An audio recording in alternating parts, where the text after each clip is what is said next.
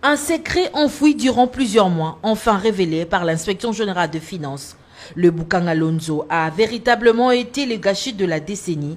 Sur un total de 285 millions de dollars américains, seuls 80 millions ont été utilisés, des 150 millions ont été volatilisés. Au banc des accusés, 6 personnes, certains ont même été élus et sont donc immunisés.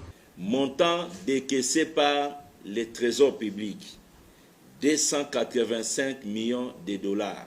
Situation actuelle du projet, 80 millions de dollars, dont 40 millions pour la station électrique. 80% des paiements surfacturés ont été logés dans un compte se trouvant en Afrique du Sud, où les complices se retrouvaient régulièrement pour se partager les butins.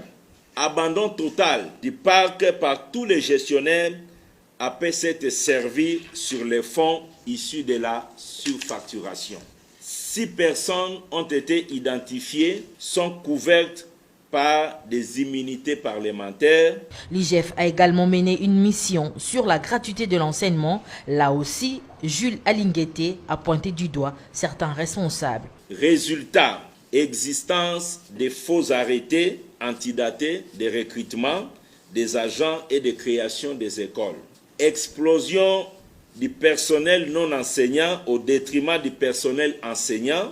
Depuis l'arrivée de Jules Alinguete à la tête de cette institution, l'IGF se distingue dans la traque des criminels économiques de la République. Certains ont même remboursé des millions au trésor.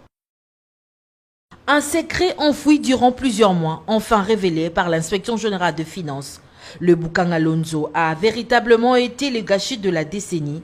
Sur un total de 285 millions de dollars américains, seuls 80 millions ont été utilisés, des 150 millions ont été volatilisés. Au banc des accusés, 6 personnes, certains ont même été élus et sont donc immunisés. Montant décaissé par les trésors publics, 285 millions de dollars. Situation actuelle du projet, 80 millions de dollars, dont 40 millions pour la station électrique.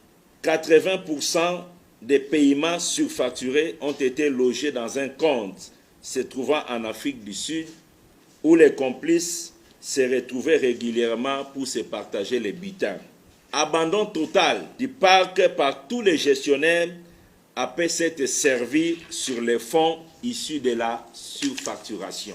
6 personnes ont été identifiées, sont couvertes par des immunités parlementaires. L'IGF a également mené une mission sur la gratuité de l'enseignement. Là aussi, Jules Alinguete a pointé du doigt certains responsables. Résultat, existence de faux arrêtés antidatés de recrutement des agents et de création des écoles. Explosion du personnel non enseignant au détriment du personnel enseignant.